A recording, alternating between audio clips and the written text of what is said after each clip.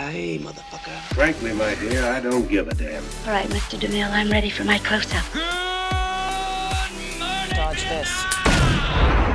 Nathaniel, can you believe that we've been doing this podcast for a grand total of 3 seasons now? Honestly, it kind of feels crazy that I believe we're coming up on a year now. I think it was almost a year ago that you, me, and Vegas sat down and did our first episode.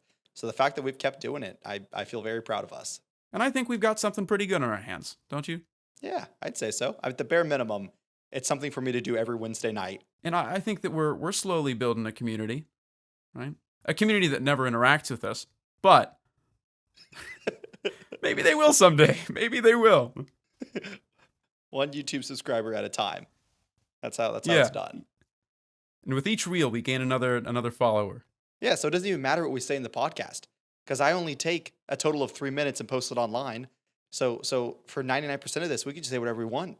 We could say crazy things. Absolutely, like the kind of stuff that gets people canceled, right? When they're in the prime of their careers. It's like, oh, give me some examples of some of the things that we could be saying. Okay, I'll say something that's pretty crazy.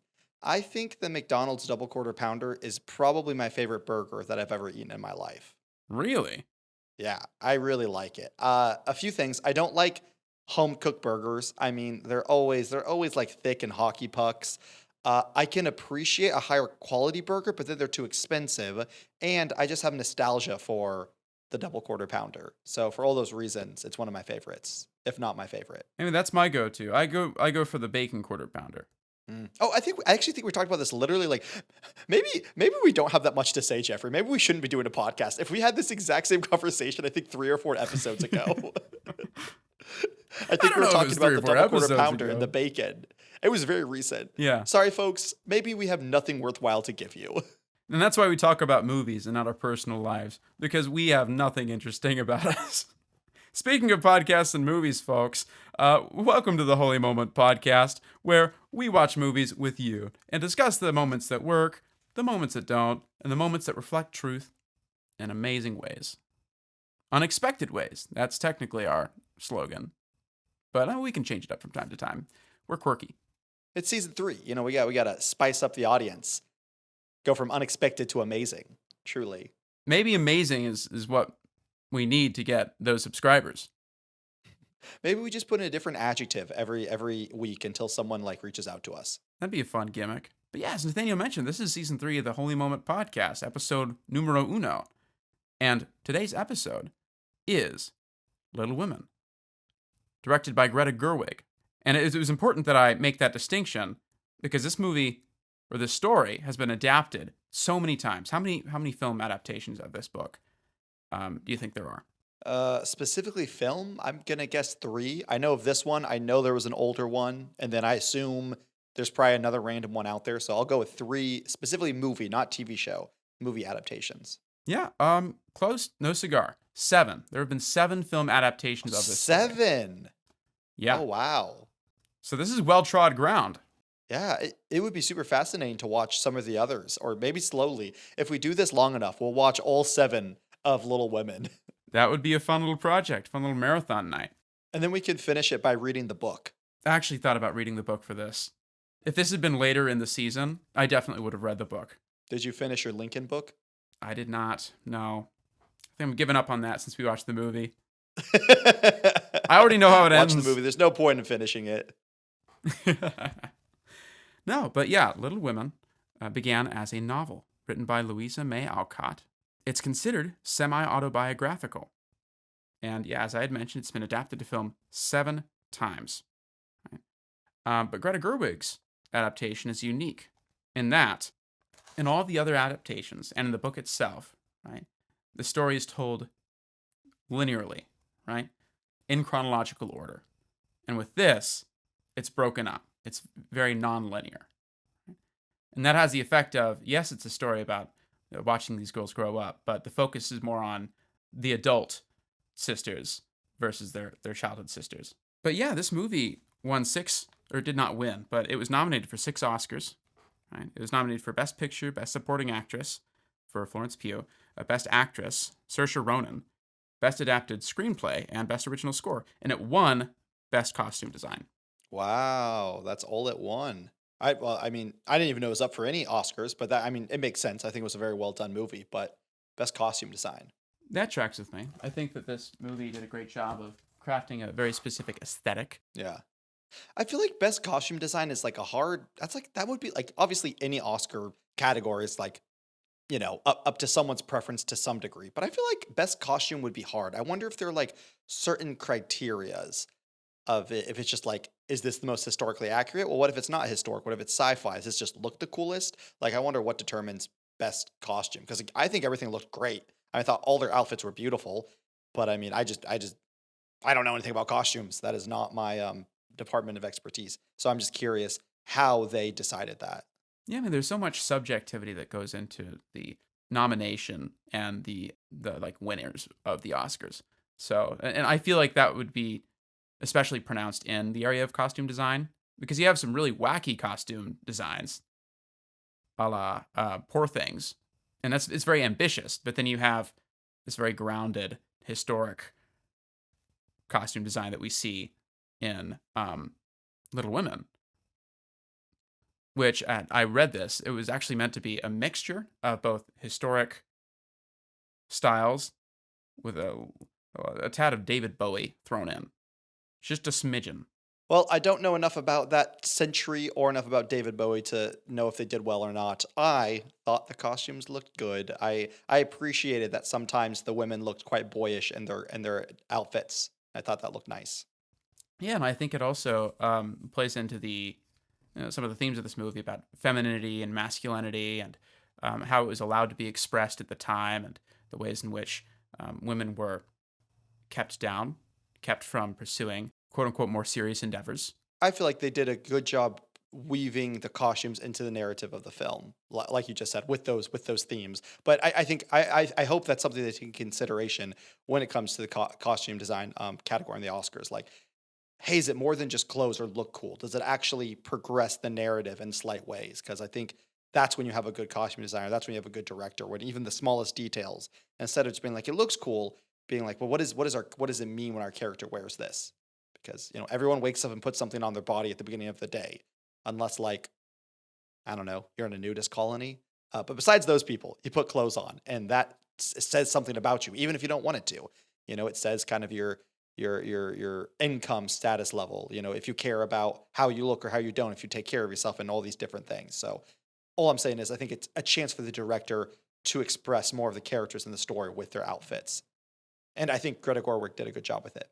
Yeah, and I think that the distinctive wardrobes of each of the characters speak some to them, right? With Joe, we get more loose, more boyish attire, and then with Amy, it tends to be a little more prim, more proper. And with Meg, it's a little more extravagant, right? To match her extravagant tastes. And then with Beth, it's very simple. Each girl was given a color. So Joe's color was red. Meg's was green and violet. Beth was brown and pink. And Amy was light blue. That seems to track, even though I didn't maybe like cognitively pick it up. And now that you're saying all of that, I'm like, yeah, that all seems correct. I guess the biggest one surprises you said Joe was red. Joe is red. That one So I you don't see in remember that as much. the beginning dance scene where she meets Timothy Chalamet's character Laurie. She's wearing a red dress, and then I think the red comes out more in accents throughout the film, like scarves and hats and whatnot. That's true, because I think she's usually more dressed down in browns and tans. But yeah, I do think I remember her having like red in her hair, so as an accent piece. So I guess in that way, the costumes did help tell this story. Yeah, at the bare minimum, help create some like distinction of who the characters are. Yeah, for sure. Speaking of the characters, though, what are your thoughts on the four March sisters? Oh, I thought they were delightful. I thought the actual chemistry on screen, so like the actual writing, was really well done. They were all distinct, but felt like you have this trope in anime, and it can be done in bad television and bad movies, where one character gets this kind of one identifying thing, and also, you might think, oh, that's for background characters, but honestly, it's even for like bigger movies, good movies. It's like for every character that's not the main character, and maybe like the main love interest to some degree.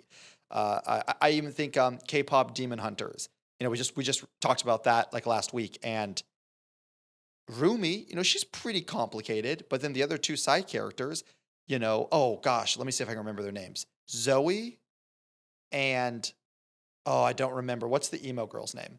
Ah, man. I want to say Mira, but I don't know if that's right. That sounds right because I think it's Rumi, Mira, and Zoe. Okay, anyways, the point is, Zoe's kind of personality is that she's giggling over the top, and then Mira's personality is just kind of more edgy and emo and depressed and yada yada. So, but all I'm trying to say is like, often you don't get very complex characters. I thought Little Women did a really good job of giving every side character and main character just enough depth, and even more than just enough depth, but actually really a lot of subtleties to them. They gave them maybe their overarching kind of personality. Amy, she's more stubborn, more bullheadish, but there's a lot of subtlety in that. Beth was the sweeter, the more patient, the more loving, the more peaceful one, but she had a lot of subtlety in her as she was dying with the scarlet fever. And then same with our lead, Joe. Maybe Joe's kind of main characteristics is she's confused. She's trying to figure out what she wants out of this life where women aren't really played fair in society. But then there's a lot of subtleties in her performances. So all in all, I loved the writing of these characters. I think it's like classic 101, done perfectly, done really well, done with intentionality. I think my favorite part of the whole movie was watching these characters speak and interact. It felt like a character piece, it kind of felt like a slice of life, like we're just watching these characters go through life. And yeah, there's a plot, but at the end of the day, it's a lot of just different moments in their lives happening. And it's just so exciting and tantalizing watching them go through and bicker and fight and forgive and love. And so I think the chemistry was done perfectly. And then the performances, the actual actresses that played these women, stellar. I think it's some of my favorite acting I've seen in a long time. Yeah, I mean, it feels like a real family, right? Constantly talking over one another, and that was written into the script as well. Greta Gerwig wanted this house to feel alive, right? And I think the March family feels like a character, and each sister, each member of that family is a cell in that larger organism. And that's what makes it so heartbreaking when the family splinters off, right? And a member dies. It's like we're losing a friend, and that friend is the March family. Yeah, I mean, I feel like the scene that encapsulates the best is when Laurie, Timothy Chalamet's character and the love interest for all the girls at some point in the movie, first interacts. So in one of these flashbacks, he gets brought to the house because he's helping, I believe, Meg, played by Emma Watson, back to the house because she hurt her ankle while dancing. And he's there just enamored in this beautiful, cozy. Also, this is a Christmas movie through and through. Definitely Christmas, hardcore Christmas vibes.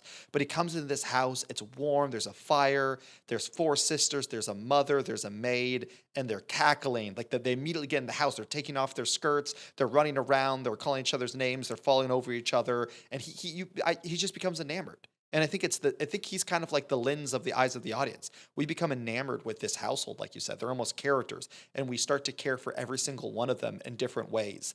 And it's great how they work as a unit, but it's great how they break down and work at individual levels and their interpersonal relationships, like how Meg and Joe interact, or how Joe and Amy, or Amy and Beth, and so on and so forth.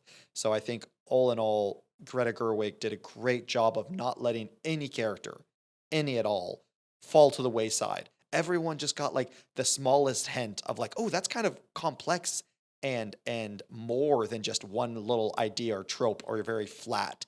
These were 3-dimensional characters, even if they're only on screen for a total of a minute or two. Yeah, I mean, Laurie falls in love with Joe, right? But he also falls in love with the family, just the warmth and the life that he witnesses in that house, right? He lives alone with his grandpa and his tutor. And they're nice people, but they're not the Marches. And he is gradually incorporated into their family.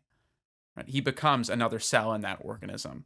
I think it's really cool that he's in love with Joe. It never feels like he's using the family to get to her, though. He has a genuine love and care for this family, and they have made a marked impact on his life for the better. I'm really excited to discuss all the girls, and they were the main characters, and they were my favorite part of it. But I want to talk. Since you brought them up, let's talk a little bit about Laurie for a minute. I really enjoyed Timothy Chalamet's character because I thought this movie was really refreshing on its take on, I don't know if you want to say feminism or just what it's like to be a woman and the woman existence. Isn't it great? 2 guys. Welcome to Feminist Corner, the Holy Mo podcast, where we talk about, the feminism in every movie. But, at the end of the day, we're 2 guys. That's how we're born. What do you want from us? We're discussing a movie about women, so we're going to talk about it. But So I'm excited to talk about that. But just real quick, I want to talk about Timothée Chalamet's character. This movie kept surprising me with how it interacted with the idea of what does it mean to be a woman and what does it mean to be human. And I liked that when I thought they were going to do this generic thing, like, oh, this is what they're going for, and they flip it on its head. So, for example, Laurie's character, I thought he was going to be this arrogant, playboy, brutish, kind of manipulative type guy. Now, are all of those traits in him? Yes, because again, he's a three-dimensional character. He's not a bland, I'm a chivalrous knight character, or I'm a scumbag. He is a real person, or like he's made to feel like a real person. So he has great attributes and he has low attributes. He's a middling gray area type of person, like pretty much everyone in life is. But what I liked about him was you keep having these scenes where he keeps interacting with every girl separately. He goes to this dance with Meg. He hangs out with Joe all the time. He ends up expressing his love to Amy later on. And so he hangs out with all the females, and all the females at some point kind of express like, or have a little bit like, do I like him? Do I not like him? And he does the same thing. Do I like you? Do I not like you? And in all those interactions, the girls always call him rude or mean. And again, I'm not saying he's perfect, but you start to realize the moments they call him these names is often moments of their own insecurity. Not all of them, but the best example is when he goes to a dance or ends up being at the same dance as Meg, where they're kind of for the first time showing society like, hey, I'm a desirable mate. I'm attractive and have money or whatnot. And Meg is, it's women, in this movie, it's constantly women looking for affirmation, which I'm excited to talk about. And I think kind of the culmination of the point of the movie later on. But Meg is once again looking for affirmation from a childhood friend, Laurie. She's like, do you think I look beautiful? And Laurie's like, no, I don't. I think you have too much fluff and glamour and makeup and blah, blah, blah. And she gets her feelings hurt and she calls him mean. And yeah, there's a time and place, have some tactfulness. Just because maybe big dresses aren't your thing doesn't mean you should be like, you're ugly. But he's trying to get to the point of it. Like, hey, I care for you for who you are. I don't care if you have money. I don't care if you have dresses or makeup or this or that. So I appreciate that his character ended up being more likable. And then same with when he ends up proposing to Amy because he liked Joe his whole life. And Amy has a great line of like, I'm not going to be second to my sister and everything. I know you've loved my sister my whole life and I loved you. And at first I was like, oh no. Because they have this reoccurring theme of like, do you actually love him? Do you actually love her? Should you marry him? Should you don't marry someone if you don't love them? And so I really thought it was going to be like Laurie was going to end up marrying Amy, but he wasn't going to love her. But at the end of the movie, he's still a little weird and maybe has a thing for Joe. But I think by the end of the movie, he really does care for his wife. And it's like, I'm happy I'm with Amy. I'm not sad about it. And so for all of that to be said, I just thought his character was refreshing. Oh, for sure. I think that he tempers the March girls' insecurities and faults, and then they temper his as well. They put him in his place from time to time. I think that we can say that he was excessively rude at points, right? And he was getting at something that was true, something that they needed to hear, but he also needed to be put down a peg at moments. And then once the family splinters, once Joe rejects him, he goes off to Paris and he doesn't have that influence anymore. And all of his worst tendencies come out. And he just stews in that. But no, I really love Laurie in this movie and his dynamic with these girls. Speaking of the girls, maybe we just start at the top, right? And then go down the characters one by one. All right, who's the most attractive? That's what we gotta ask ourselves. Okay, all right. So we didn't mention this at the beginning of the podcast, folks, but this movie was my pick, right? And we have 6 categories that we each had to pick a movie for. The category that this movie occupied was movie crush, childhood movie crush. Now, when this came out, I wasn't a child, but I was younger. And I think that Saoirse Ronan is so pretty. Beautiful hair, golden curls, just like a strong but like elegant face. And see, I had a massive crush when I first saw this movie. I was like, oh, wow. But that's not what we're here about, right? Women are not to be prized only for their beauty or for love or for marriage. They can do things. And Jo March proves that. All throughout this movie, she is very ambitious, right? She knows what she wants. She's fiercely independent. Or at least she kind of knows what she wants. There are moments where she's challenged and she has to think, well, maybe I've got it wrong.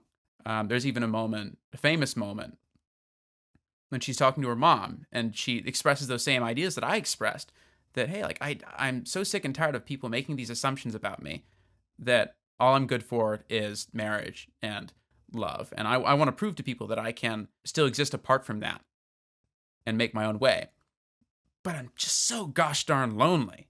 And she considers for a moment, maybe I was quick to turn down Laurie. Maybe I should have accepted that after all. And her mom asks her, do you love him? And she says, well, if he asked me, I would say yes. And at the end of the movie, like, she almost approaches him about it, only to find out that Laurie has moved on. Right? Now he is with Amy. And that's for the best. They would have killed each other by both of their admission. She meets a new guy, and we're led to believe at first that something might be a brewing there, and perhaps it is. She doesn't really get married to him. The movie ends on the note that she's writing this book for a publisher, and she wants to end this book with her main character being a literary spinster.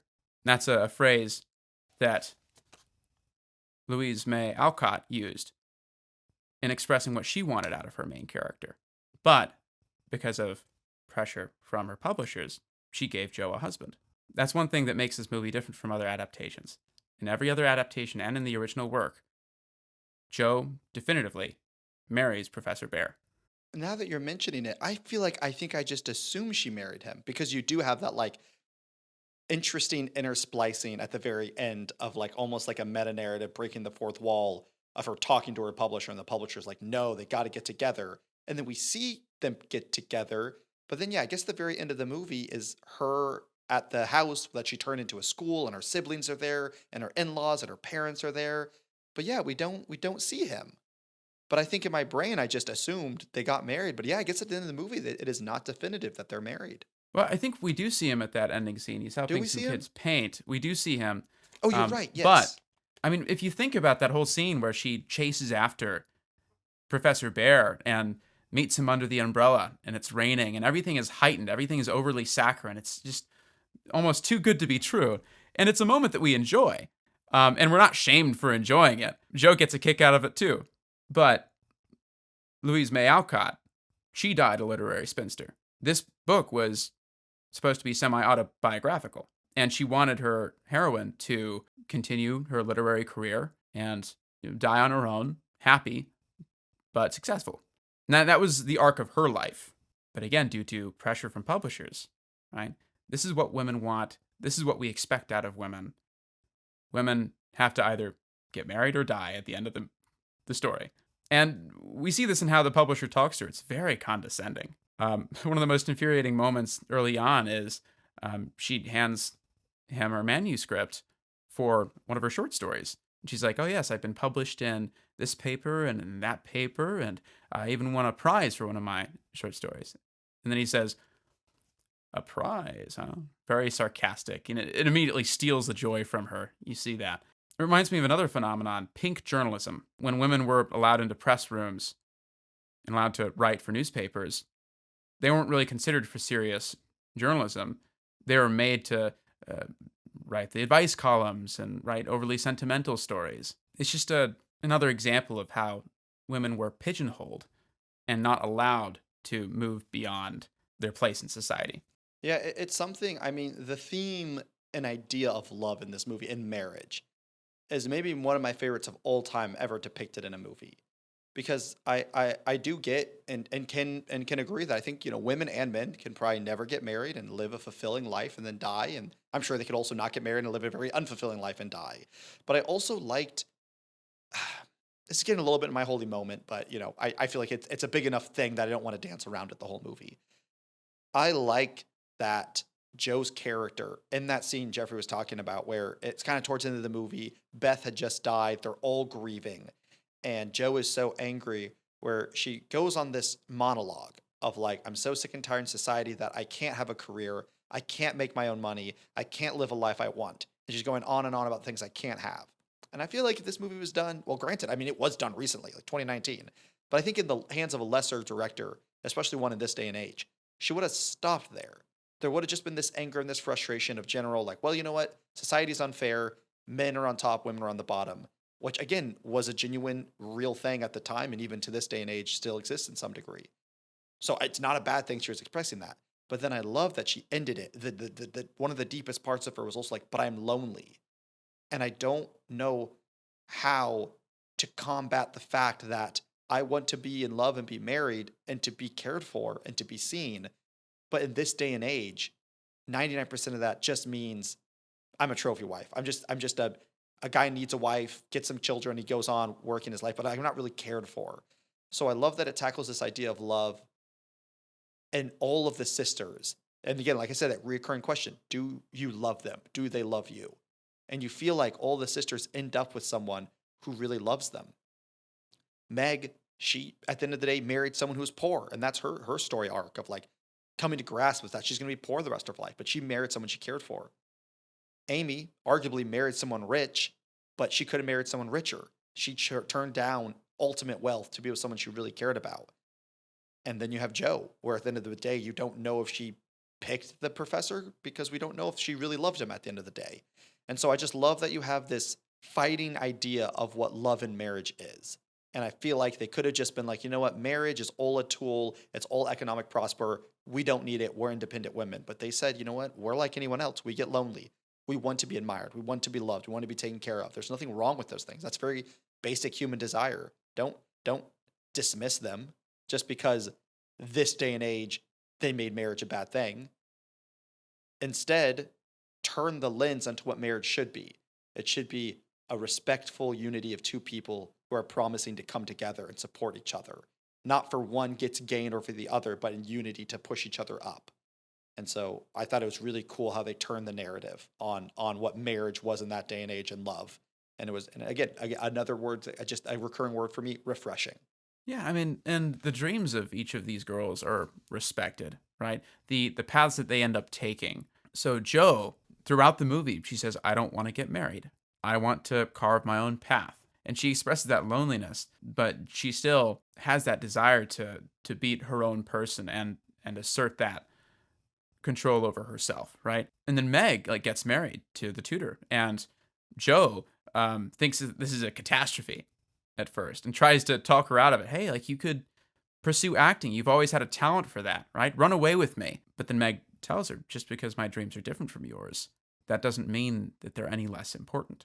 And that's, I think, putting out a great message to women. It's saying, you don't have to fit this specific mold, this specific archetype to be a good feminist woman, right? It's fine to want, the life of a married woman. And it's also fine to say no to that, right? And pursue a career or your own, professional development over that, right? Those are choices that are those are options that are available to you. I mean, they did all three tiers. They had, the classic mother, Meg, who decided, you know what, I'm not going to go from a talent, my thing, I love acting, I'm going to marry and have children, and that's what I want. And you had the middle ground, you have Amy, who married someone rich. They didn't discuss kids, but she ultimately seems like Timothée Chalamet's character pushes her to continue to do art. You kind of get that feeling that it's not just like, okay, now you're my wife, go cook for me. So she's married, but also maybe can still pursue what she wants. And then you have Jo, who's like, maybe I'm not going to settle down because I want to push for my creative and the things I desire the most, and that's the most important. And then you have Beth, the fourth category, which is you get scarlet fever and you die. Yeah, that's the least respectable path. No, Beth was the best of us, quoting She Amy. was, Oh, I yes. really, really liked her. No, she really was the best of them. The most morally perfect character. She's shy, she's musical, she's generous, right? Even when others aren't willing to be generous. And that's what ends up killing her. She visits the Hummels, and they're sick, and they get her sick. Only the good die young, they say. One of my favorite quotes was the old grumpy aunt who was really rich and was just, please marry someone rich to all of her nieces. And she said to Jo at one point, because Jo was arguing on the behalf of her father, who was out saving the world, helping people. And she's like, hey, you can do the right thing and still be foolish, which I think speaks true to Beth. There was ignorance in what she did, even though she was doing it out of a good heart. But again, once again, even though she was kind of I don't know about moral compass, but the most pure character morally, she still had depth to her. She didn't feel like a perfect character that was bland. Also, speaking of the girls and the performances, one of my favorite things is, I might not be a female, but I came from a household of mostly females. I have 5 sisters and 1 brother, a lot of females growing up. I loved their ability to capture not gender, but the dichotomy and weird world of siblings. You got your oldest, you got your middle child, you got your youngest. Like you could feel how Joe and Meg were the older ones. You could feel how like Amy was the youngest, and then Beth ended up like being the most respectable, even more so than her 2 older sisters. It's just like if you don't have siblings, it's unfortunate you're not going to get this feeling. You're not going to get what they're putting down. But they did a great job with just the chemistry between all of the siblings and made it seem really genuine. Yeah, and I think that the scenes that they choose to cut between, as far as the flashbacks and the present are concerned, they do a good job of complementing one another. The girls in the present will say something that alludes to a certain relationship dynamic that we see fleshed out in a flashback, such as when Joe returns home because Beth has taken a turn for the worst in her sickness. And she asks, hey, like, does Amy know? And her mom's like, well, we didn't want to bother her with this. Beth asks us not to tell Amy. And Joe says, she's always had a way of getting out of the hard things. Cut to when Amy burns Joe's manuscript, and we learn, that she steals Joe's position on the Europe trip that their aunt had promised Joe.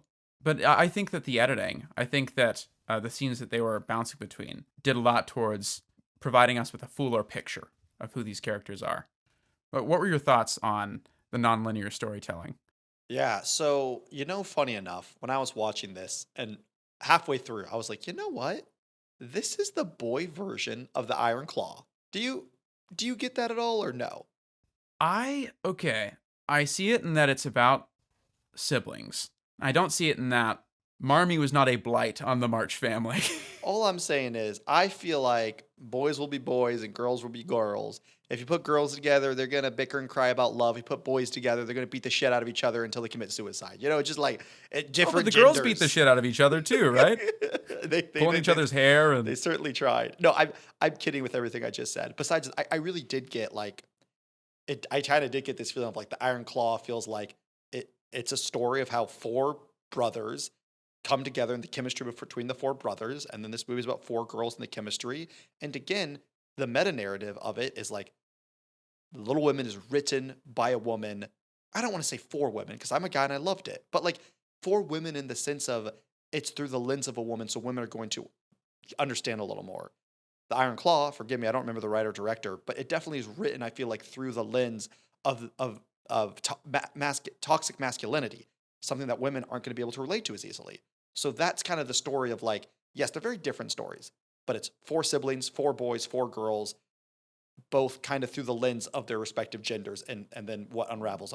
But the reason I bring up the Iron Claw is when we reviewed that movie last season, I was talking how I love the movie and I did love the editing, how it was just you never knew exactly what the time period was. They might have jumped a few months or maybe a few years, and they never really said. But I did say in that episode, it took me like 40 minutes to kind of really lock down what's going on contextually and time-wise. And that took me out of the movie every so little bit. I would say it was the same for Little Women.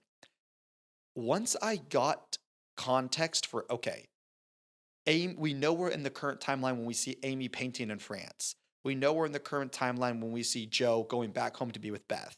But I didn't know any of that for the first 35, 40 minutes because we were cutting back and forth so quickly with no like context of like the dates with a lower third, no difference in visualization, no like color grading, no aspect ratio change, no narration of jumping back and forth, nothing like that. It would just be like, boom, we're in the present, then boom, we're in the past. And once I got my footing for like, okay, now I know when we're in which time period, I liked it. But I will say, I think the director could have done a better job at the beginning. I don't want it spoon-fed to me, but I was confused for the first few jumping back and forths of like, what's going on? Granted, it does create a movie that you have to pay attention and you have to kind of gnaw on certain things to figure out the timeline. So I like that. I would prefer it to be a little more confusing than spoon-fed. But I think she could have given us just a little bit more, and I feel like I would have been locked in on the story a little bit faster. So that's my thought. I've watched this movie maybe around 3 times, and so I wasn't as tripped up by it. If I recall my first time watching this movie, I think I did have some similar concerns. If you decide to rewatch this, I want you to pay attention to the saturation, because in the scenes from the past, it's very richly saturated, and we see more warm hues pulled out.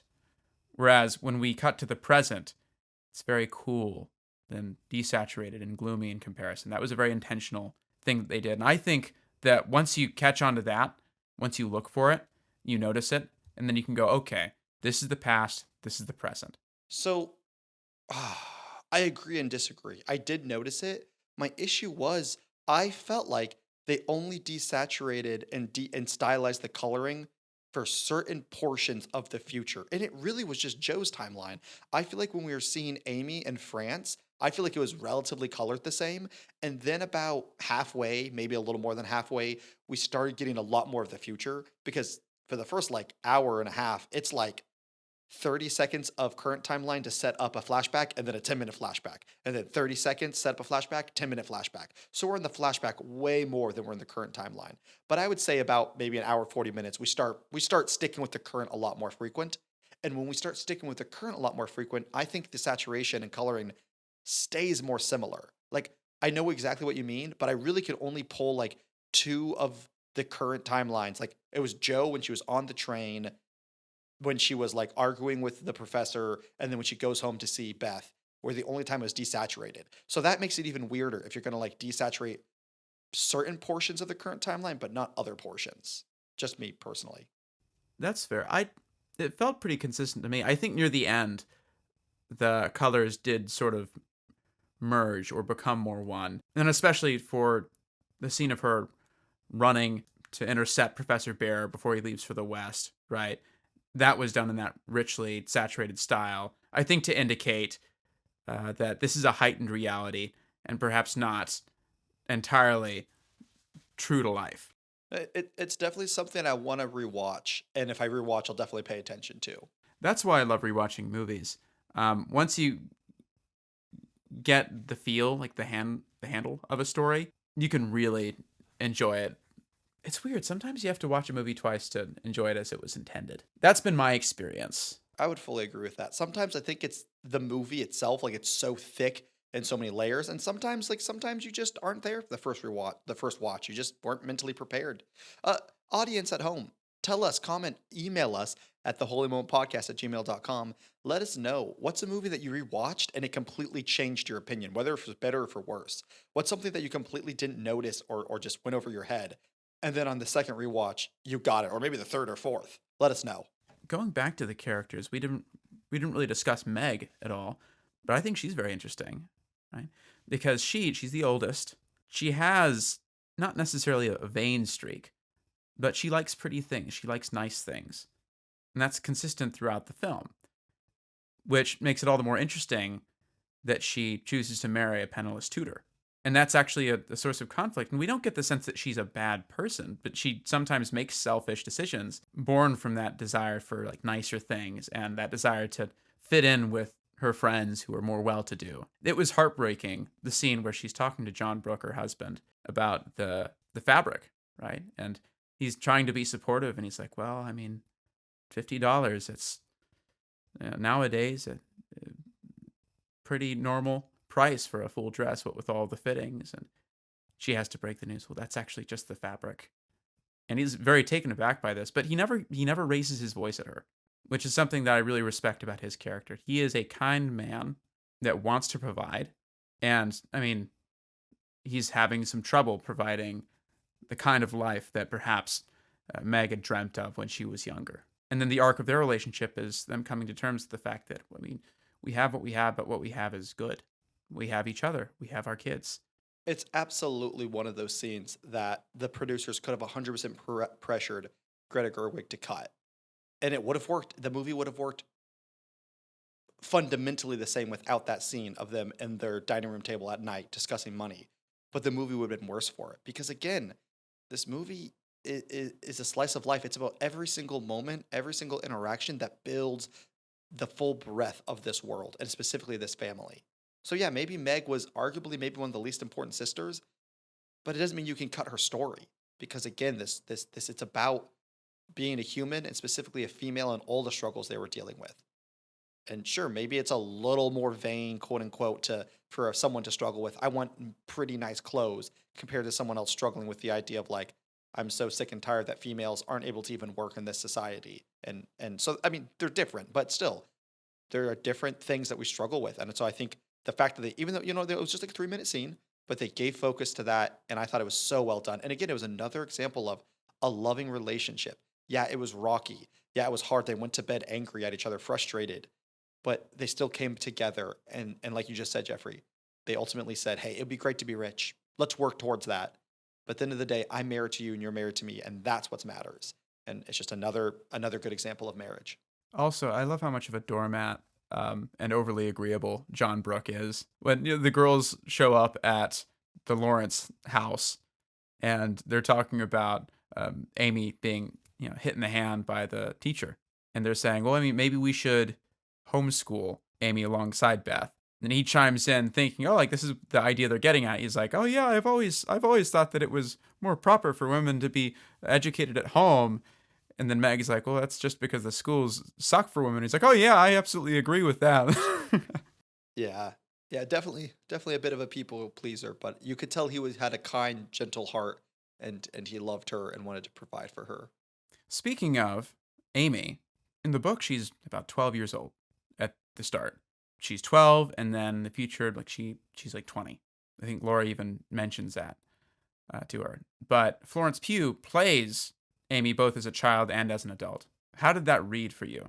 I'm really happy you brought this up because not to make another comparison to the Iron Claw, but I remember the Iron Claw, you and then a little bit of me, we kind of had gripes with Zac Efron, phenomenal performance, but like he played the same character. And it also was hard to be like, is he always 20? Is he always 30? Is he 40 now? Like how old is he? I did not have this issue. And actually, I was flabbergasted and so impressed with their ability to highlight age in this movie. Sure, maybe I never knew, like, is she 12? Is she 20? Is she 25? Like, I will say, like, it's the movie I think of when I always think of the worst example is I Saw the TV Glow. I can't remember the actor's name, but he was in Pokemon and what was the other movie I saw him in recently? Oh, the new Dungeons and Dragons movie. Great actor. But basically, he plays like a younger teenager, and then I think he gets all the way up into probably his 30s as an adult, and he looks identical. Like he walks a little like he has like a bad back, but he looks the same. But at the end of the movie too, he's an old man. They just sort of like they just kind of grayed his hair. Like it wasn't good. It didn't work. It did not work. But with this movie, now granted, in that movie they span a much larger jump of time. This movie, from 12 to 20, that's big. You go through puberty, you change. But it's a lot different from like 12 to 50. So first and foremost, they're not doing an enormous jump. But all that to be said, I believed it full-heartedly. We were in those flashback scenes, which is another thing that helped me kind of get context of where we're at. I was so impressed how all of the siblings looked younger. And then all of the siblings looked much like 5, 8, 10 years older, especially Florence Pugh. I actually think she probably had my favorite performance because she encapsulated a bratty little sister so well. And then later in life, she encapsulated this slightly bitter, jaded artist, but who was ultimately an adult and a little more mature so well. So for me, I didn't have any issue. Like maybe I didn't think Florence Pugh was 12. I actually thought Beth was the youngest. I thought I could have seen Beth being 12 in the flashbacks and Florence Pugh being more like 14, but I had no gripes with it. I thought they did a great job, which probably a little bit of a testimony to the costume design. Probably more so, obviously hair and makeup, but still. I think the costume design really made an impact because younger Amy, she has a lot of layers on. She looks almost dwarfed by her outfit sometimes. Did you notice that? Mm-hmm. Yep. And I think that just made her look smaller. And again, Florence Pugh, great actress, great performance. Having watched it 3 times, that's solidified more and more, like with each watch. But I remember that first time watching it and it being a bit distracting. Like her amongst the actual kids in that classroom. I do remember that scene, and that was jarring. I will agree there. I do remember her with the actual kids, but like when she was with her siblings, I fully believe like the scene where like the whole flashback where she burned the she's mad at Joe and Meg because they went out to see a play without her because she's the little sister. And so when they left, she burns the manuscript of Joe, and then Joe comes back. She's devastated. She's like, "I will never forgive you." And then the next day, or in the future, Joe goes ice skating with Laurie, and she follows them, and she's calling out like, "You promised to take me. You promised to take me." She gets on her skates. She just has such little sister vibes, like so whiny, so complainy. But you could also tell she ultimately just wants to hang out. Like it's not like she's a bad 12-year-old. But so I fully believed it. I don't know. That first time I watched it, I think it did bother me more, that scene of her burning the manuscript, because, I don't know, she did look closer to 14, middle to late teens. And that kind of behavior, especially your confession that, like, I really wanted to hurt you and I knew that this was the only way that I could and that's why I did it. That's behavior that you understand out of a 12-year-old. But you expect more maturity out of someone that's a little older than that. Now, on subsequent rewatches, I was able to suspend my disbelief more, and I recognized that she did great in that role. But I also saw the adaptation of Little Women that came out in the 90s with Winona Ryder, and in that movie, Amy is played by a child actor and an adult actress. And her behavior in that moment made more sense to me, and I was more sympathetic to it, because it was a literal child burning the manuscript. That's something that's really interesting in film that we'll probably never be able to fully understand. Just like why some things work for someone and then the completely opposite, they don't work for another person. Like this is my first watch of this movie, and I had the actual it wasn't like a non-reaction, like, oh, actually I didn't notice that. Who knows?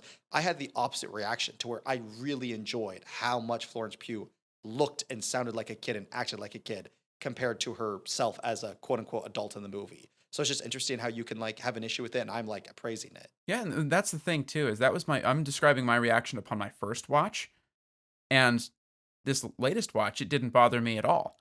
But I just remembered having that reaction that first time I saw it. Yeah. But I mean, this was my first watch and I didn't have that issue. I'm not saying that makes it better or worse. I think it's just our interpretations. Like, why does one thing work for another and not for another person? Yeah. I guess that's what makes us different humans, which is cool. It is really cool. And it also makes a difference what stage of life you're at, I suppose. Yeah. Yeah. That makes sense.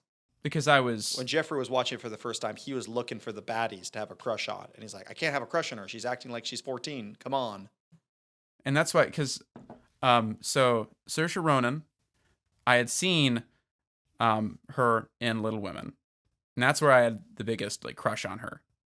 But I thought, well, since I've already seen Little Women, maybe I should pick another movie that she's been in for the movie crush category. And the two movies, she's been in others, but the two big ones that people know and praise that she's been in, Lady Bird, where she's literally a high schooler wearing like a school uniform and everything.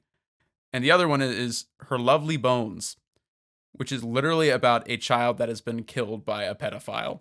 So it's like, let's stick with Little Women. I know it and I like it. That's fair. Sounds like you're not a brave man, Jeffrey. No, I mean, you would have bullied me relentlessly throughout the recording of this episode. And that would have made for good content, I'll admit. But yeah, if you guys want to start your own podcast, just like find someone you can bully and just record that. I'm kidding. I feel like I don't bully Jeffrey. If I do, email us at theholymomotpodcast@gmail.com. Tell me to stop bullying him. Or if I need to do it more often, you just let me know. This should be funny if all of our audience starts actually interacting with our content and sending us emails, but it's just cyberbullying, all directed at me. I'd feel so bad. I'd be like, no, Jeffrey's a kind soul. He's a good man. Oh, shucks, so are you. Or maybe when the camera stops rolling, he's a piece of shit. Yeah, maybe. You'll never know, audience, because you'll never see me in person. I'm a ninja. These are actually all pre-recorded. Jeffrey's dead. I am. I have been for a long time. We actually have 7 seasons that are ready to be uploaded. And then once we get to that 7th season, you're getting a new host. Very good. Another thing that I think we should talk about, because this is something that Greta Gerwig was very aware of and intentional about addressing in the movie, is this concept of art versus commerce, and how to make concessions, when to make concessions, when to stand your ground.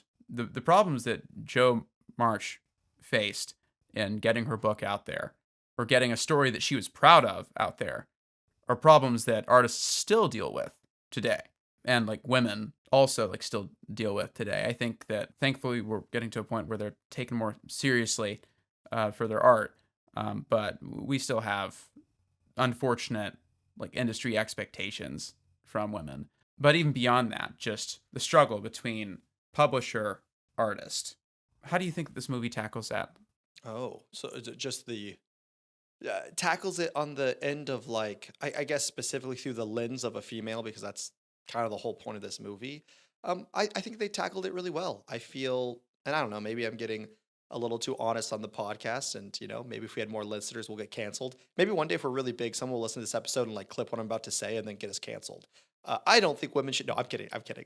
All I'm going to say is I do think some version of the feminist in the 21st century can be a bit aggressive and shoved down your throat, and can be this idea of like, rather, again, like this, how do I say this? They took marriage, something that should be good, something that should be pure, something that should be for the benefit of all humans. And us as humans in real life have corrupted it.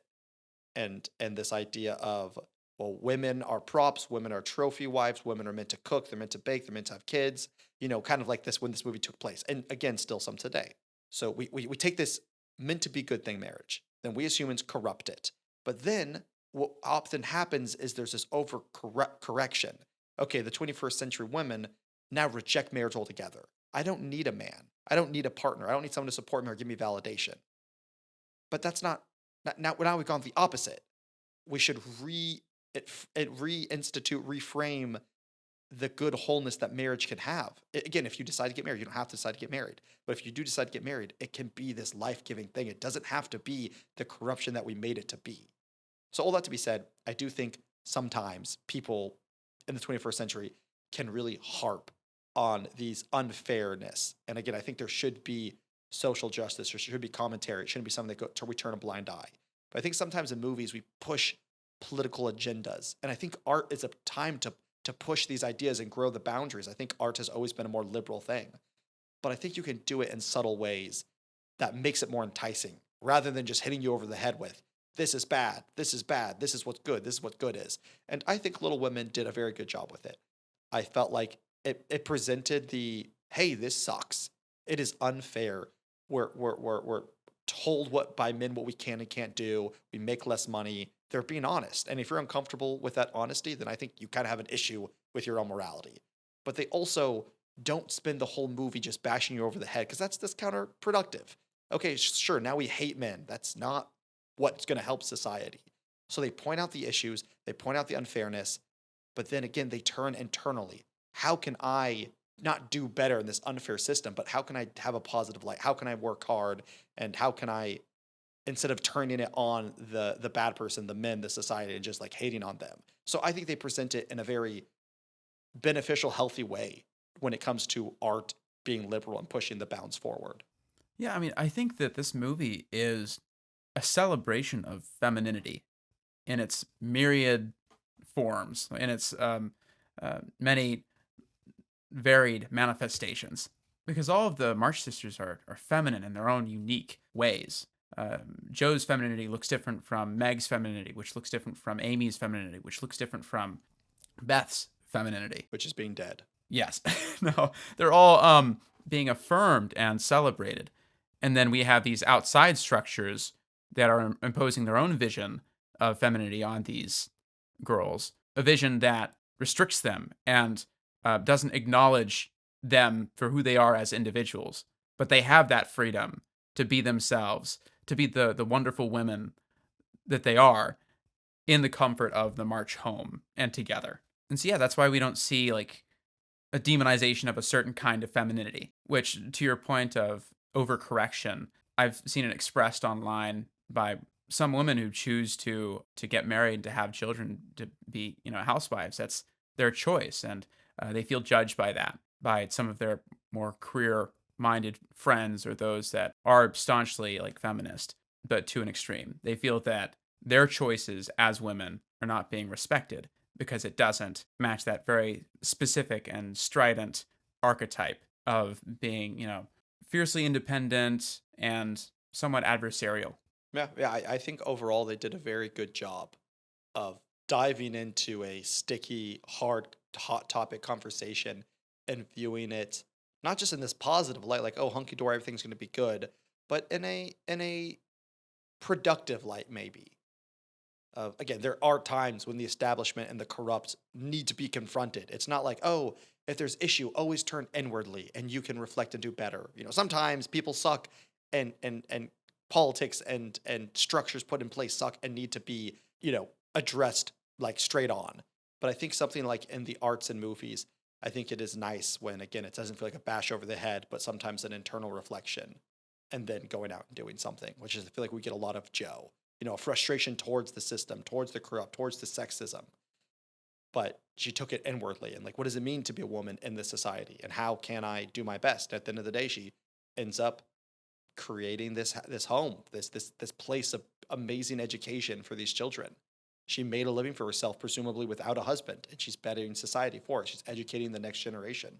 Yeah, yeah. It's all important and it's all valid. No, and this movie balances all of those different concerns very well. But I'm very happy that we were able to talk about how the struggles that these women experienced as women. As artists, there is a balancing act that has to be done of, I want to sell this script, I want to sell this story, but I also want it to be something that I take pride in, something that is good. And I know that's something that you have dealt with on like some film sets before, like writing for some projects where you wanted your story told that would have been like the better story, but the higher ups, the powers that be, made changes to make it more palatable for their audience. I want to talk about that. That's a great question, and a great thing I want to do more in season 3. Bringing, like, we love discussing movies, but again, one of the reasons we do the podcast, because Jeffrey and I are filmmakers. We work in this industry. We want to get better. We want to understand it more. And if you guys find it interesting, let us know. Like, if you want to hear stories about us working in the film industry, whether in whatever capacity, because we've worked in a lot of different capacities, and you want to hear stories or advice, yeah, just let us know. Reach out at theholymomentpodcast@gmail.com. Yes, I have run into that. And I'm not the most seasoned writer. I don't want to, like, pretend and be a facade of, yes, Jeffrey and I are big Hollywood makers. No, like, I've been very fortunate and gotten to write a few things, and a lot of them have gone on to do nothing and so on. But kind of how I view it is, if you're hired to be a writer, I mean, there's just so many different levels of writing. All of my writing that I've done has always been on a very, very small scale, whether it's for myself on like indie film festivals or whether it's like on more Hallmark or Lifetime kind of type of stuff. So it's going to be a little bit different no matter what, depending on what market you find yourself in and what kind of producers you're working for. But this is what I would generally say. It's unfortunately a job. You are hired by someone to write something. Take the producers, the investors, the people that hire you technically own the rights usually. And so therefore, at the end of the day, they get to decide what goes. Now, that being said, this is what I've kind of come to terms with. When you hire a craftsman to make you a wood table, you're going to let him know, hey, I want this type of wood. I want it to look like this. Here are some pictures of the inspiration. But you're not going to come into the like woodworker's shop every day and go like, are you sure you want to like shave off that piece? Are you sure you want to sand it like this? Are you sure, like, you don't micromanage them? You hired them and paid them thousands of dollars probably to make a custom table because you saw the work they did and you trust them. Again, you're going to give your input because you're the client. You're the one paying this person. But at the end of the day, you hired their expertise. I think this is true to be said in all of corporate America and business, period, regardless of filmmaking. You don't hire people to micromanage them. You go find the best of the best and you hire them because you have faith that they can do what they need for the business. That's how I feel about writing. If you're hiring your writer and then micromanaging them, then you have wasted your money. At that point, go hire go pay some high school writer nothing, peanuts, and then just micromanage the heck out of them until you get a horrible script because there's going to be too many hands in the pot. And some of the experiences I've had, some of my own fault for being inexperienced, some of the producer's fault for being way too involved. And just when you hire a writer, you need to trust their vision. Just like when you hire a director, the producers don't show up on set every day telling the director what to do. They hire a director because they've seen their film catalogs and they know, hey, this person knows how to capture dark comedy. We need this person to come work on our sets. We need this person to direct our movies. So yeah, I guess that's my big thing is when you're hiring people, hire for the skill and trust them. Now let's flip it on the other side. Let's say you are the writer in this instance and you get hired. At that point, fight for the small wins. At that point, you're going to realize if you're working with a producer or a team like that, you're working with an experienced team that doesn't understand storytelling. They're so fearful that they have to control everything, and you're not going to get a good story like that. Again, they should have input and they should be able to make final decisions. That's fine. But if they're going to micromanage everything, that's not. But if they are, and you find yourself in that scenario, look for the small wins. Realize this isn't going to be the story that probably makes you, super famous or gets you maybe your next job. So fight for the things that you really care about. Maybe a small piece of dialogue, maybe a cool scene that you wrote, maybe a piece of interaction. Stand your ground as much as you can. But at the end of the day, if you're a new writer and hired by some producers, they could fire you at the drop of a hat. So don't piss them off. Don't go get fired. Keep the connections. Get your writing credit. Get out of there. I would say is how I personally would interact with it. Jo did a good job of standing up for herself or standing up for those little wins at the end of the movie, right? When she was negotiating her contract with her publisher. And she had to make a concession. She made the concession that, okay, my protagonist is going to get married after all. But she still relished the fact that her book was getting out there. It was her story. I like the meta commentary of the publisher reading, like, why didn't she end up with the neighbor? Because I think a lot of people might have that reaction upon watching the movie for the first time. Just like a surface level, like, but I like Glory, And like, it's a genuinely heartbreaking scene when they're on the hill together and he's confessing his love to her. And she is telling him, listen, like, I've tried, but I cannot love you. And he's just like, I love you, Jo. I love you. You get a lot of, I've seen a lot of TikToks of that scene edits to it. So, it struck a chord with men and women alike. Sorry not to interrupt you, but again, it's the romanticizing of romance. Like I think it's an important thing to be said. And it's a whole point in the story. It's a meta narrative of like, hey, just because you get the butterflies about this person and you desperately want, oh, why don't these people get together? It doesn't mean it's what's good. And it's true in the same life. You might like this girl, like this guy. You might infatuate them. You create false narratives. No, we would have the perfect life. We'd have the cutest kids. We'd work so well together. 90% of the time, you're just spinning those narratives in your own mind. So I like that the publisher guy who's kind of a doofus is kind of us. He's like, why don't they just get together? This is what's best. It's because you don't take 2 seconds to think, hey, this person doesn't like you back. This isn't going to end well. You need to look past the giggly butterfly feelings because love isn't built on feelings and emotions. It's built on something much more long-lasting, decision and dedication. And so I like that, again, that meta-narrative that they spun and kind of broke the fourth wall with that publisher. Yeah, I think that's a good way in which Amy and Laurie complement and temper one another, right? Because Laurie is full force into the poet's vision of romance. And then Amy is pragmatic to the max.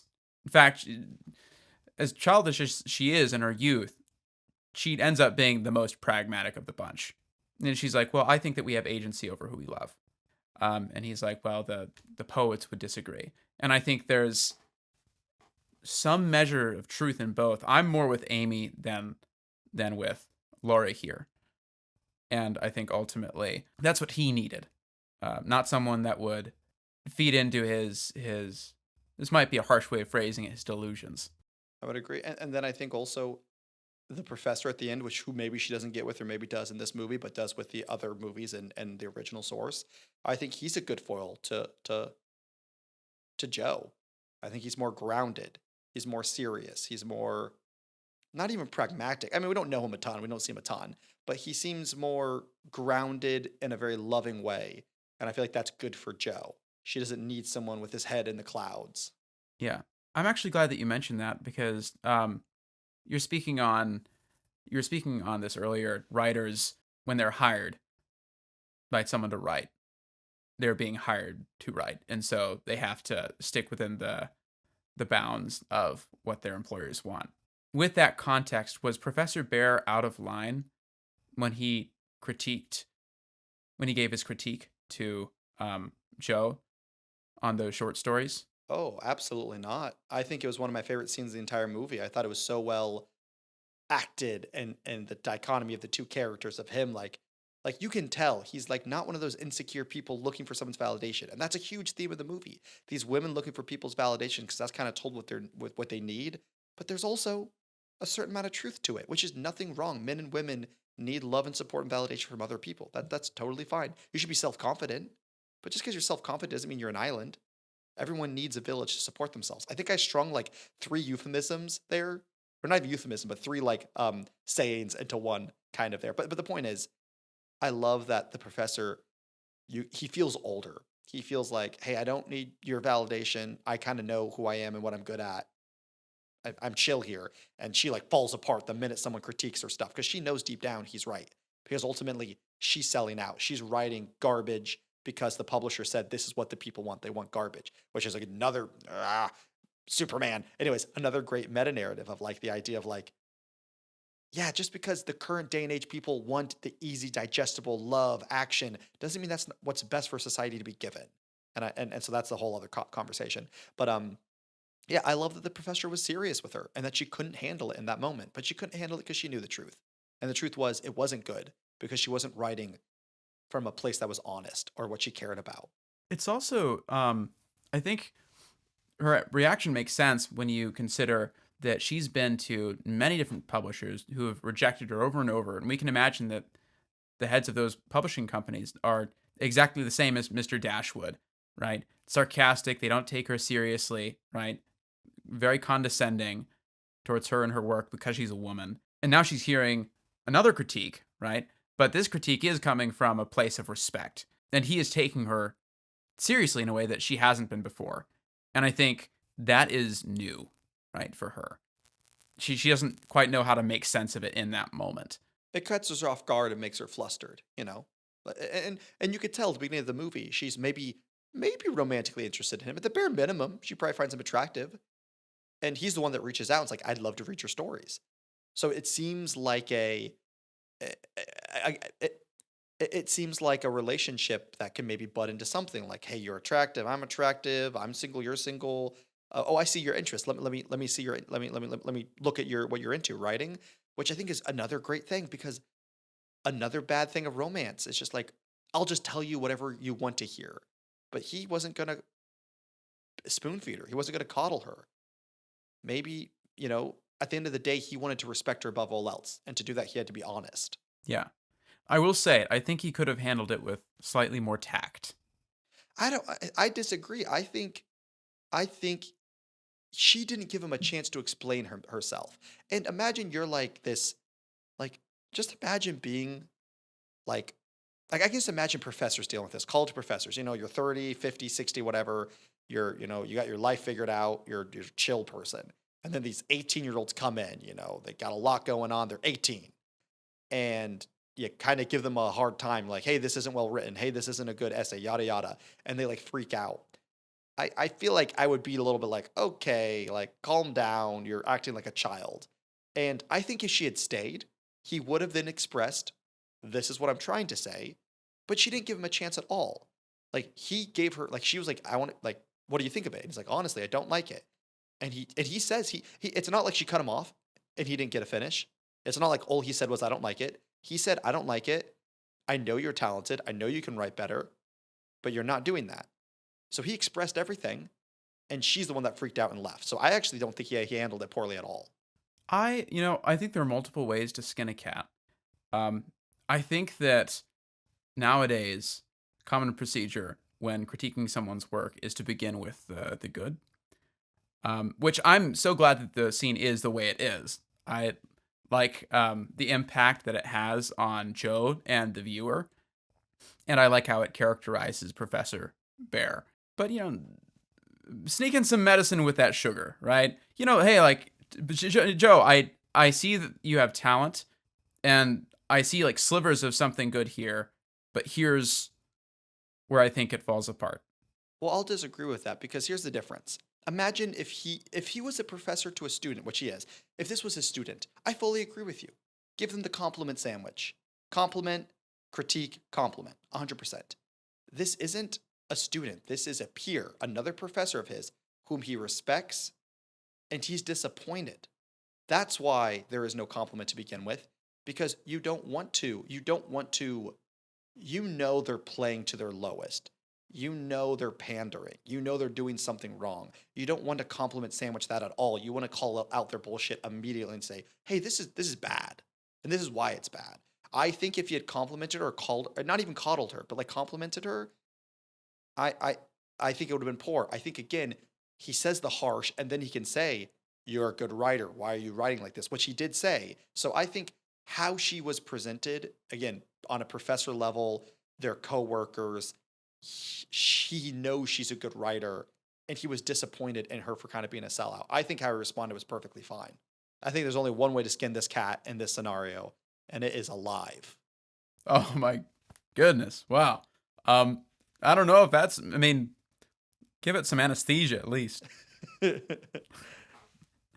But I don't know. I don't know. I think that because like he still barely knows her at that point.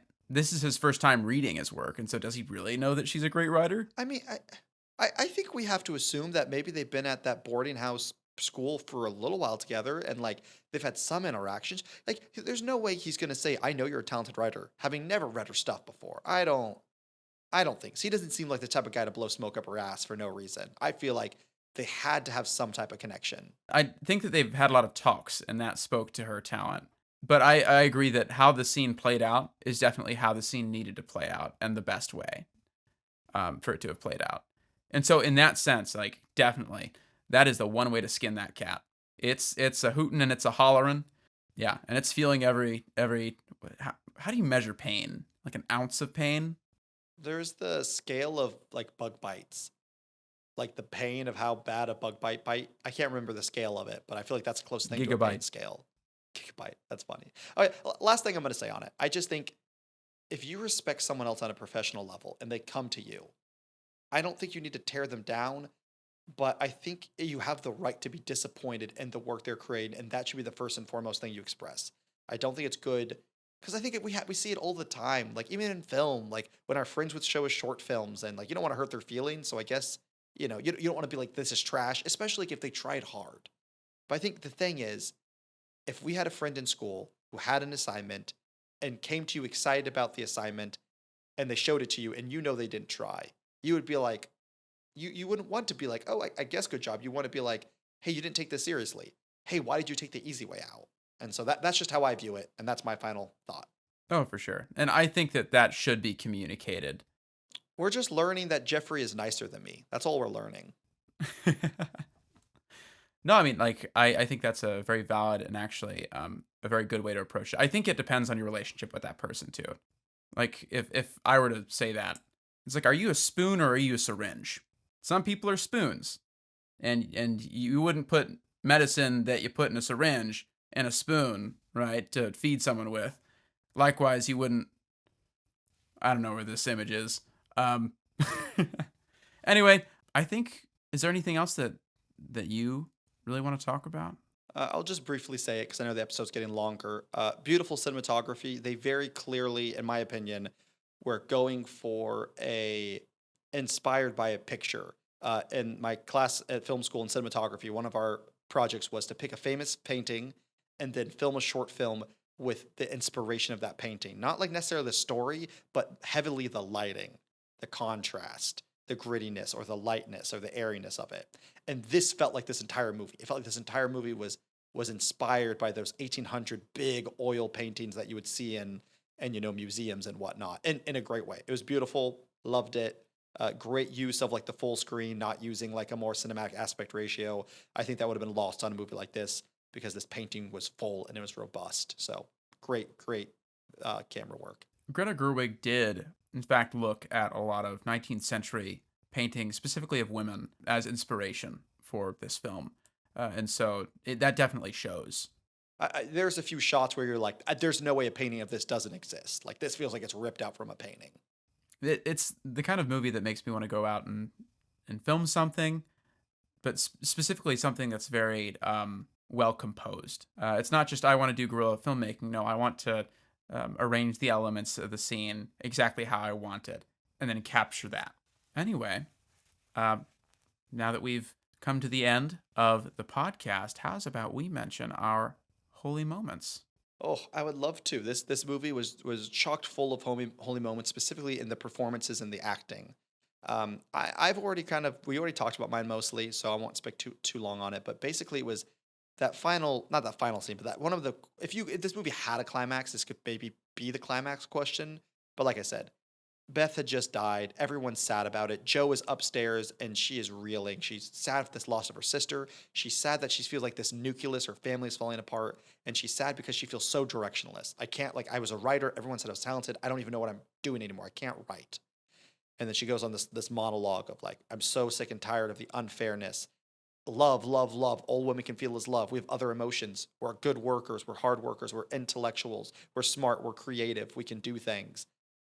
But at the end of the day, I'm so gosh darn lonely. And that's my holy moment. One, the acting, but two, again, the freshness of this idea of what a woman can be. They can be all these things, but you don't have to strip away just because society at some points and even to this day and age have corrupted what love, what marriage, what it means to be a woman, doesn't mean then you have to go full the other spectrum. Why not like reinstill what a good vision of love and a woman and marriage looks like? And I feel like this movie did it. Hey, I can be all these things. I can love, I can have a business, I can make money, I can be creative, I can push the boundaries, I can create new things, but also I want to be loved and seen and cared for just like anyone else because I'm human. And so, well acted, it's great. Great thing about that scene, too, is in the trailer for this movie, they include that first part of that monologue where she says, I'm so sick of tired of women being thought of as only valuable for this, this, this, and this. And so a lot of people come into the movie expecting that, right? They're expecting that monologue. But the moment that she breaks down and says, but I'm so, so lonely, that hit people like a sledgehammer because it speaks to something so true, I think, to something women all over experience where they are upset at how they have been historically like put down and pigeonholed and kept from success. And they're expressing this desire to be viewed as more than their relationships. But they still want relationship, and sometimes it can feel like that. You know, the desire for relationship and the discontent with the systems of oppression, there's a tension there. And this movie navigates that perfectly, like as demonstrated by that scene. That would have been my holy moment, definitely one of them. And so what I'll say instead is just the March family, to include Marmee, Amy, Joe, Beth, Meg, Laurie, and their father, of course. Again, it's a character in and of itself. And when everyone splinters off, right, that character, there's the sense in which it dies. And when Beth dies, literally, that family is never the same. Right? They still love one another, but Beth played an integral role in the ecosystem of that household. And so to an earlier point you made, some characters may have had less screen time or may have been, quote unquote, less important in the grand scheme of the story, but they were all necessary. And so that's my holy moment. Yeah, great moment. It was so fun. That's what makes like a good vibe Christmas movie. Just watching this family, these girls interact, like while it can bring you this grief and the sadness, it brings so much real joy. Just again, like in the Iron Claw, watching those brothers interact. Anyways, I digress. Yeah, great film. I'm going to give this a 4. You know, I think I'm going to be right there with you. You know, I was like, do I give it a 3.5? I was like, 3.5 is a little too average. And I go a little higher, 3.8. But I think I'm just going to give it a solid 4. Because again, since there's nothing to hide behind, you know, this is a romance comedy coming of age. There's no action. There's no mystery. There's no grittiness. It's really stripped down to writing and acting. And for me to love it as much as I did, that means they knocked it out of the park with the writing and the acting. And those are like two of my favorite things. So I got to give it a 4. Yeah, I mean, for all of those reasons and more, just this movie was so well executed. And Saoirse Ronan, beautiful, beautiful woman. But that's not all she's good for. Yeah. Who knows, Jeffrey? Maybe, I don't know if she's married. Maybe she's lonely in real life. Go fulfill that loneliness of hers. Yeah. Yeah. I think I'll do that. I'll send her an email. I'll DM Please her. do. Please do. Please send her this episode once I edit it and be like, you want to go on a date? I want to fulfill your loneliness and support you in your creative endeavors. I want us to be equal partners.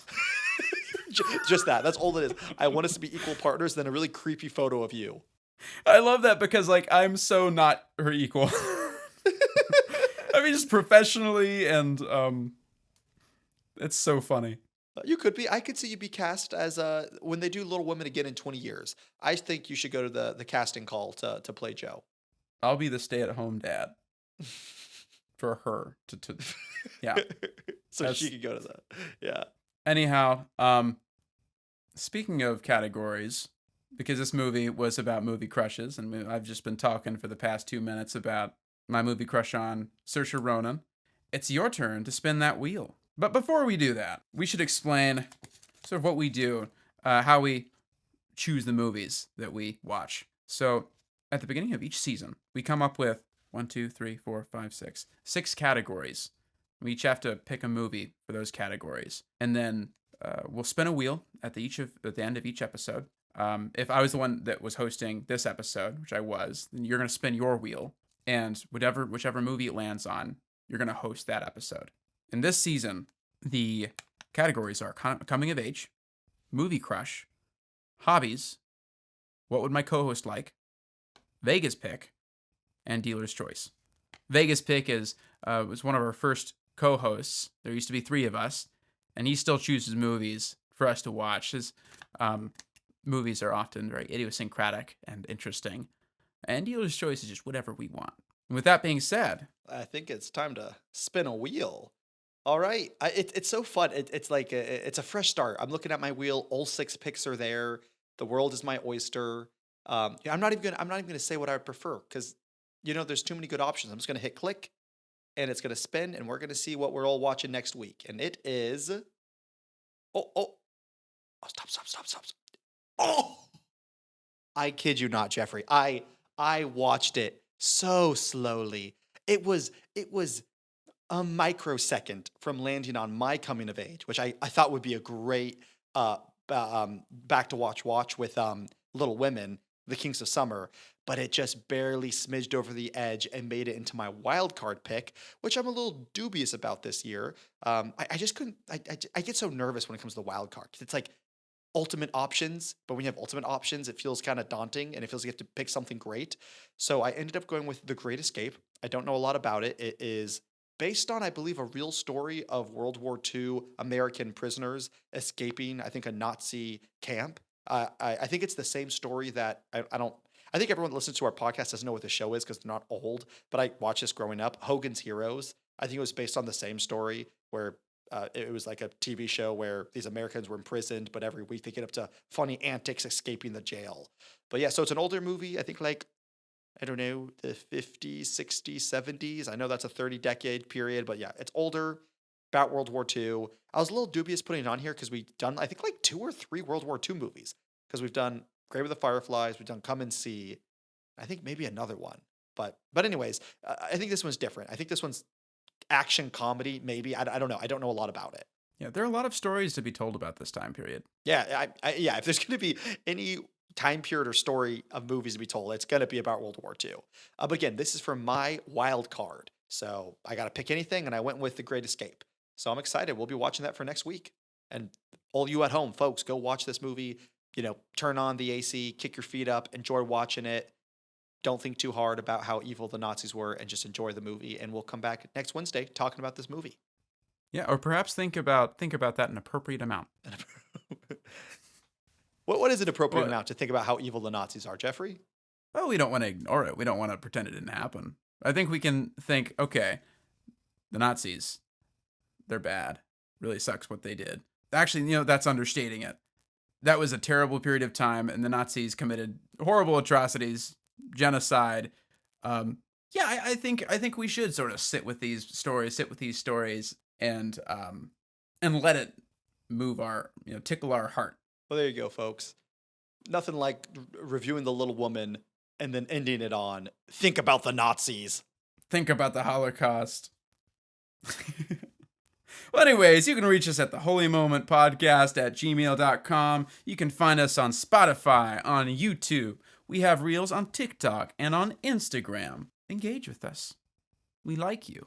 We want to hear your beautiful little thoughts about these beautiful little women. But they're more than their beauty. There's more to them. So don't forget that. And goodbye and good night.